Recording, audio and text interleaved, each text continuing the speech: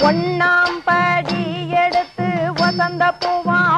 ஓரமா பத்திரகாளியாம் கருப்ப சாமியாம் பெத்தவர் தேவியாம் வல்லவர் சாமியாம் முன்னோரை என்ன பேச்சு